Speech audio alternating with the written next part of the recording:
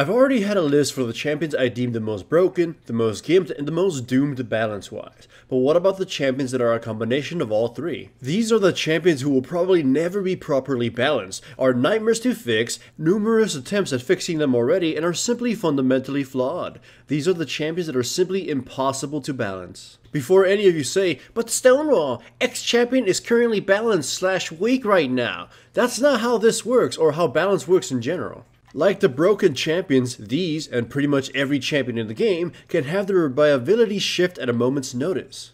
The problem is that these champions have proven to be such balance headaches for Riot, and have dramatic swings of power with any attempts to make them fair and balanced. While broken champions have balance issues caused by their kits having a combination of too many factors like Aurelia, or having too few factors like Zin's, the champions on this list tend to either have a problem due to having portions of their kit be beyond what the game can handle, or they have such a shitty base to work with that Riot can't build upon them properly. This video is also a continuation of a discussion I had on stream. I tend to go on rants and talk about balance when players ask me these sorts of questions, so a lot of what will be brought up was discussed between fans and myself. First one on the list is Evelynn. I already had her in the previous list, but not only is she gimped, but Riot has no idea what to do with her. She's been every kind of champion at this point. She's been a laner and a jungler, she's been AD, AP, tanky bruiser, on hit, and so on. She even had this burning syphilis build at one point. Riot just keeps nerfing one thing and buffing another, but ultimately taking a dump on her at some point and then being forced to attempt to fix her again after public outcry gets too big. She's abused so many items and spells that she's either been nerfed because of how she abused those things or caused those things to be nerfed. She was nerfed way back in meta because Revive Evelynn was super cheesy and broken for solo queue. She's been nerfed because she's abusing Spirit of the Lizard Elder, and was even nerfed because she abused Runeglaive. You can easily predict that she's bound to receive more changes in the future, either because she can't jungle and they have to patch her up to do it properly, or because she's going nuts again and they have to shatter her kneecaps again. The thing is, there is nothing Riot can do about Evelynn. There is no way you can balance stealth like hers if it's attached to a champion with Master Yi-like damage. Even worse, I believe it's basically impossible to come up with a rework for a champion like her that would be balanced and preserve what makes her Evelynn in the first place. Next one up is Kassadin.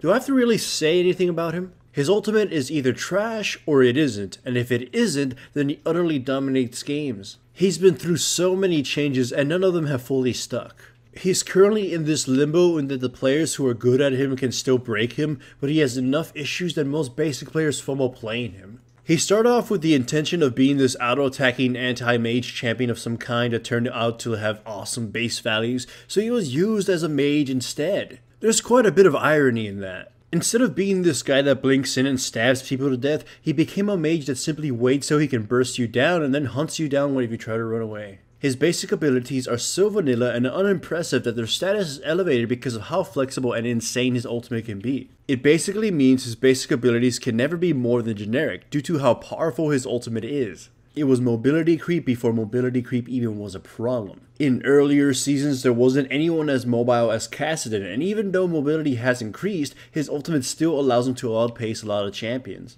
Kassadin is defined by his blink, and I can't imagine any way this can ever find a middle ground where it isn't considered too strong or too weak. Basically, any rework Riot gives him will have to preserve that low cooldown blink, which will painfully limit design space. Kayle is the next one of the few remaining quote-unquote hybrids. She's caused so many balance issues because Riot attempts to keep this factor about her to please the fans. Like Evelynn, she's been an AD, an AP, and an on-hit champion. Beyond what Evelynn has been, Kayle has also been used as a top laner, a mid laner, a support, a jungler, and even as a ranged marksman. Riot ends up changing her role whenever they add something to the game or they nerf her. The problem is that Kayle is usually extreme whenever she becomes relevant. Her fire sword and her ultimate are just balanced nightmares. Her ultimate goes without saying, as it's a 100% damage nullifier on a teammate. It has constantly had its range changed, cost changed, cooldowns changed, and its duration changed as well. It's such an absolute spell that has no workaround beyond catching Kayle off guard and killing her before she squeezes it out. Something like this may potentially be fine on a champion with no offensive power, but as we know, Kayle can become a lot more that tears her enemies to pieces. Her fire sword is basically where all her power is located, ignoring her ultimate. Her fire sword is either able to reach a point where she slaughters everyone during this duration, or she just doesn't do anything. She's balanced around the fact that her only true offensive power comes from auto-attacking while this is active, which makes her pathetically weak without it, but potentially stupidly strong when it's turned on. When is the last time you've had fun playing against a Kayle? It's never really a fun experience because her entire game plan revolves around tagging you with Q and then just torching you down with a sword, and then blocking any retaliation with her ultimate. The sad part is that she has some glaring weaknesses such as being relatively squishy without her ultimate, having some super clunky combat patterns due to her cooldowns, and a huge weakness to silence and debuffs. The problem is that as exploitable as her weaknesses are, her strengths are so extreme that it simply doesn't matter in some games. Alright, rise up for Rise, cause he's next. If you've been playing since beta, you know Rise is just a clusterfuck of a champion. Every change to Rise has presented a brand new problem, and he's gone from trash to god, back to trash almost instantly with every change. He started off as this mage that basically exploded an entire team with his bouncing ultimate that was changed into a mage short range burst combo assassin, then given a supercharge to help him do this better. Riot tried messing with his range several times and realized giving him any range as this burst combo assassin was stupid. They decided to make him into this machine gun mage with the intention of him being someone who could spam his Q as if it was like an alternative auto attack of some sort. Turns out he became a tank mage and was a nightmare to deal with as he'd fuck your shit up and he would be hard to kill. After tons of balance changes, Rise is now an altered version of the machine gun form with more reliance on AP rather than just strictly mana in an attempt to make him a bit less tanky, and now his Q is also a skill shot. Unfortunately, this also made him obscene from the get-go, and Riot was forced to break his legs again to keep him from going haywire once more. Some players are still able to make this champion work for them and completely ruin games, but the point still stands. Riot has not had a good track record with Rise. At this point, I honestly don't know what Riot wants Rise to be. Riot tries to preserve the feel of Rise, but honestly it only opens up more problems for this champion. I just think a super spammy mage with lockdown that can be refreshed constantly can't work.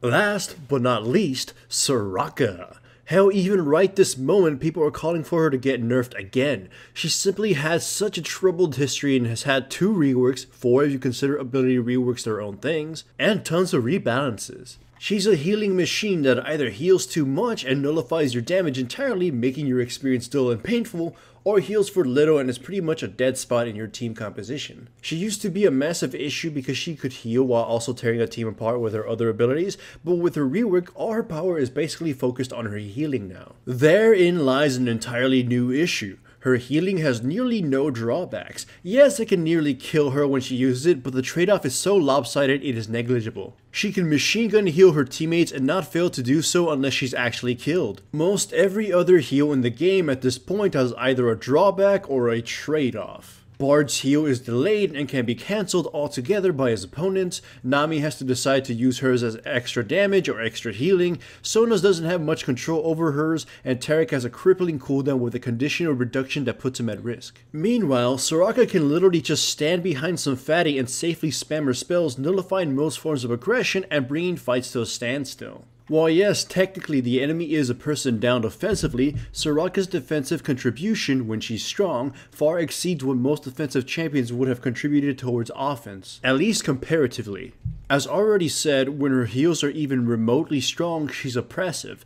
There has simply never been a middle ground for her. Some games rely on a team's ability to kill Soraka, and still have enough power to finish off the rest of the team. Not all compositions can achieve this, and it has become worse with the changes to Grievous Wounds. I personally like playing Soraka and have for a long time, so I personally know just how dramatic her power levels have been, and let me tell you, they've never ever been moderate. Either way, if you enjoyed this discussion list, then leave a comment below with your opinions and thoughts. Let me know if you agree or if you feel a different champion deserves to be on this list as well. This channel is supported by my sponsors, Crunchyroll, Pro Build Systems, and Loot Crate. Check out the description below for links to the websites. Signing up for any trials, including Crunchyroll's free anime trial, greatly supports my channel. Also remember to give the video a like to support the channel and subscribe if you haven't yet.